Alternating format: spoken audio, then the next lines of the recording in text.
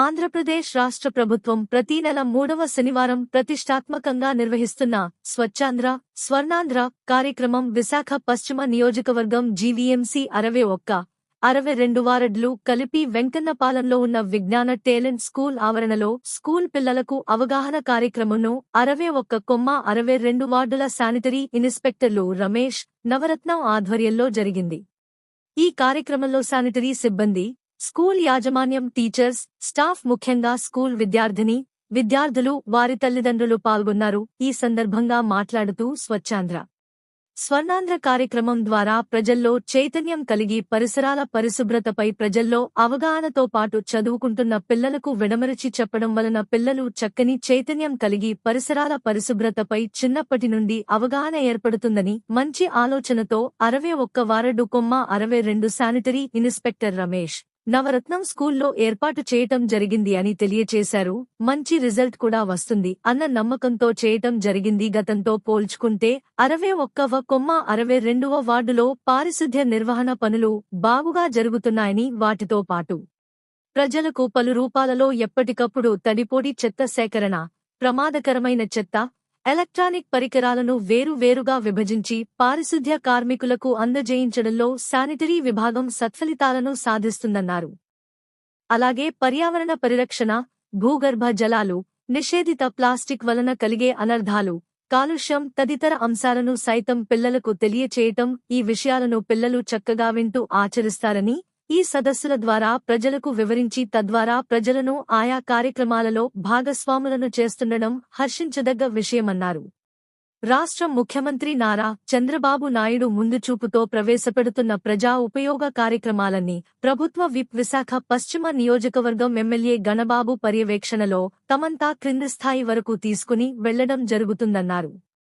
భవిష్యత్తులో మరిన్ని ప్రజా ఉపయోగ కార్యక్రమాలను చేసి స్వచ్ఛాంధ్ర, స్వర్ణాంధ్ర కార్యక్రమం జరుపుకుని అందరము ఆరోగ్యంగా, సంతోషముగా పరిసరాలను శుభ్రంగా ఉంచుకుందాము. ఫాదర్ గాని, మదర్ గాని, మీ పేరెంట్స్ లేకపోతే మీ చుట్టుపక్కల కూడా మీరు చెప్తే వినే స్టేజ్లో ఉన్నారు. ఇప్పుడు పిల్లలతో చెప్పించుకునే స్టేజ్కి ఇప్పుడు అందరూ వచ్చేసాం అన్నమాట. వాళ్ళు చెప్తేనే ఇప్పుడు ఏదైనా జరుగుతుంది. అందుకే మేము స్టూడెంట్స్నే అన్ని స్కూల్స్కి వెళ్ళి చెప్తున్నాం. మీరు ఇంటికి వెళ్ళి చెప్పాల్సింది ఏంటంటే, మీరు ఇంట్లో వాడే వస్తువు ఏదైనా చెత్త అయినా మన తల్లిదండ్రులు ఏం చేస్తున్నారంటే రోడ్ల మీద లేకపోతే కాలువల్లోని లేకపోతే ఇంటి సందుల్లోని వేసేస్తున్నారు. వాటి వల్ల మీ ఆరోగ్యాలు కూడా పాడైపోతాయి. అందులోని తల్లిదండ్రులు చేసే ప్రాబ్లమ్స్కి చెత్త అనేది చుట్టుపక్కల అనేది వేయడం వల్ల మీ ఆరోగ్యాలు పాడవుతున్నాయి. మీ తర్వాత నెక్స్ట్ చిన్నపిల్లలు ఎవరంటే మీ అమ్మమ్మలు, తాతయ్యలు. వాళ్ళు కూడా సేమ్ డిటో 60 ఇయర్స్ దాటిన తర్వాత మీలాగే ఉంటారు. వాళ్ళకి కూడా చెప్పుకోవడానికి ఏమీ ఉండదు. ప్రాబ్లం వచ్చినా ఎక్కువ దూరం వెళ్ళలేరు. ఆ పరిస్థితిలో ఉంటారు. కాబట్టి మీరు చేసే ఈ ప్రయత్నం అంటే మీ ఫాదర్కి, మదర్కి లేకపోతే మీ చుట్టుపక్కల వాళ్ళకి ఎవరికైనా మీరు చెప్పండి, ఇలా వేయకండి, చెత్తలని రోడ్డు మీద పారేయకండి. వాటర్, డ్రింకింగ్ వాటర్ ఉంటుంది కదా, మనం రోజు డ్రింకింగ్ వాటర్ తెచ్చుకుంటాము, తాగుతాము. మనం ఏంటంటే ఒక క్యాంప్ ఏమైనా వెళ్ళినప్పుడు ఇంట్లో వాటర్ వదిలేసి వెళ్ళిపోతాం.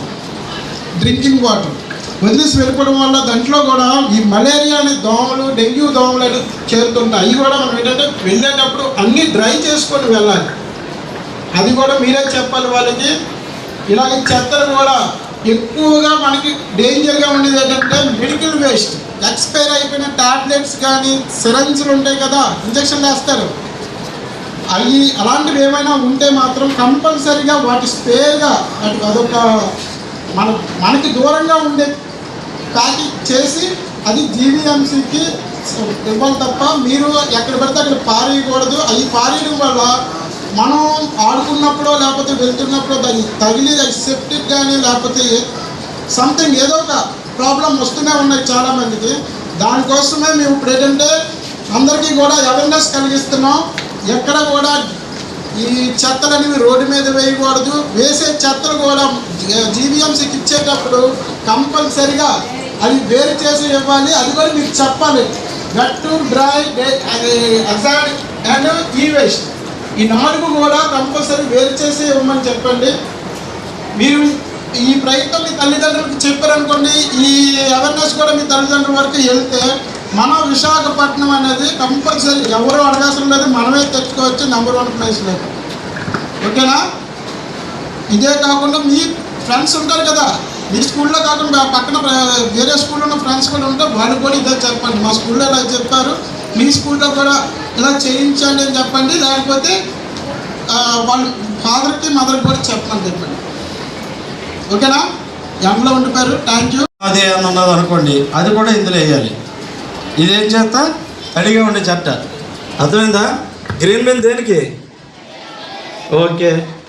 బ్లూ కలర్లో ఇంకో బిన్ ఉంది, ఇది. ఓకేనా? ఇందులో ఏం చేస్తారంటే పొడి చేత వేస్తారన్నమాట. పొడి చేత అంటే ఏంటి?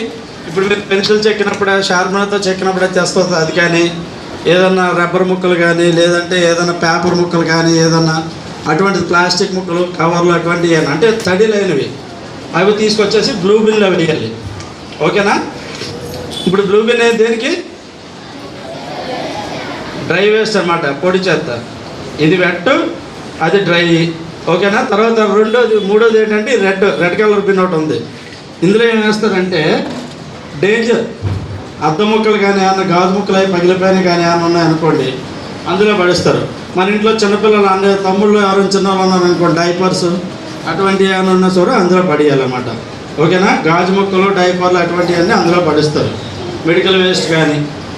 ఓకేనా? ఏమన్నా అమ్మమ్మ తాతయ్య ట్యాబ్లెట్లు ఏమి వాడుతూ ఉంటే ఆ మెడికల్ వేస్ట్ కానీ. ఇక 4వది వచ్చేసి బ్లాక్ కలర్ బిన్ ఒకటి ఉంటుంది. ఈ బ్లాక్ కలర్ బిన్ ఎందుకంటే ఎలక్ట్రానిక్ గూడ్స్ అనమాట. ఓకేనా?